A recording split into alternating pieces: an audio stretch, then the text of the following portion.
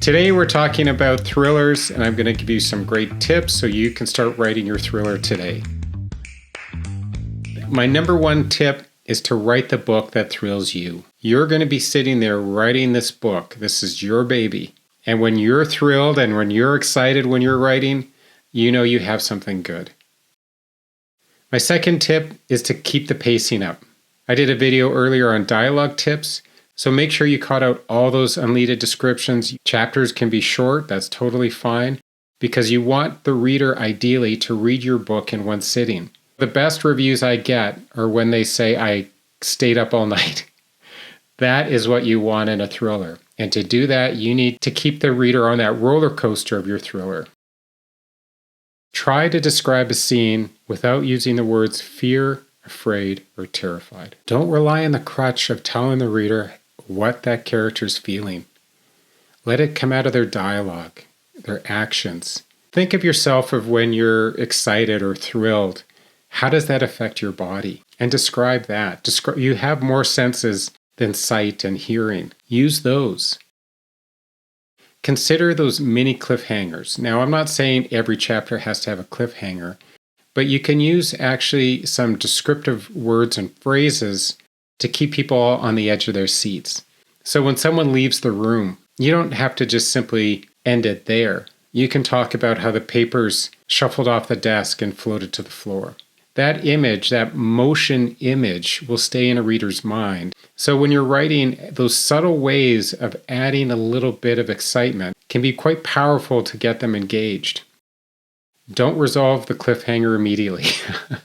Now, you can't do this often, but give a couple chapters in between. Maybe you're developing the story of another character. You're moving into a different aspect of the plot. You don't necessarily want to resolve each cliffhanger by the next chapter, but you don't want to be many chapters down the road so the reader loses that sense of excitement. You want them to speed through the next chapter so they can find out what's next.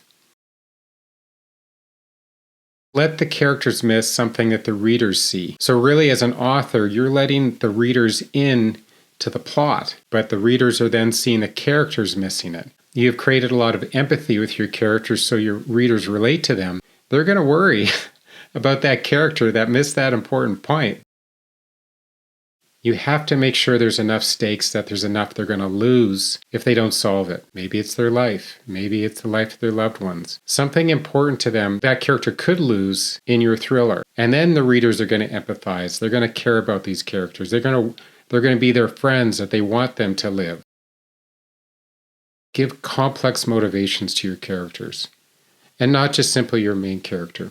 So what I mean is, I'm not sure if you played any gaming, but there's something called NPC characters. They're the really boring ones that just sit there and they just spout the same lines. You'll never see them again in the game, and they're simply just there to move the plot. Please kill off those characters on the page before anyone reads them. Or if you need a character like that, find a way to bring them back later in the story or later in the series and give them an arc. That's how you create empathy, is when you allow characters to either grow or fail. And if they're simply just static and they're simply just there for a plot purpose, the reader's going to not care about them. And they're not necessarily going to like your book as much as they could if they know that any character can be important.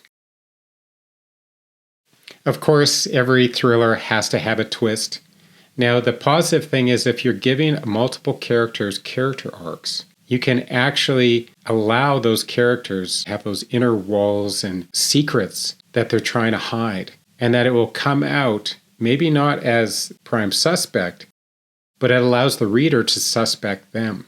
Because there are a lot of subtle ways you can add in little changes to their speech or to how they act that gets the reader suspecting, well, why is that character acting that way? Because they invest in them, they have an arc, they will look to every character to say who could be the guilty one or not and who's innocent. But if you don't give them a character arc, they'll know who to give up. And then it narrows the guesses they make, and it may end up becoming way too obvious. So obviously with a thriller, you need a great climax. And you don't want any weak surprises here. One of the characters acting totally out of character in how you describe them, and all of a sudden they become important to the plot. That's another way readers will not be too impressed. Because if you think that the author lied to them to set up a story to come to conclusion, they're not going to buy into that.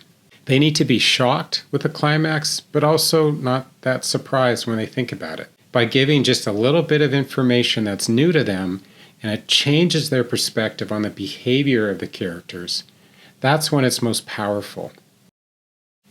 And of course, once you have that grand finale, don't forget the rest of the story.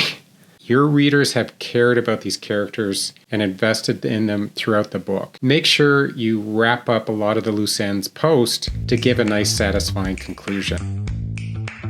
Well, I hope you enjoyed these tips because I'm here to help you become a successful published author too.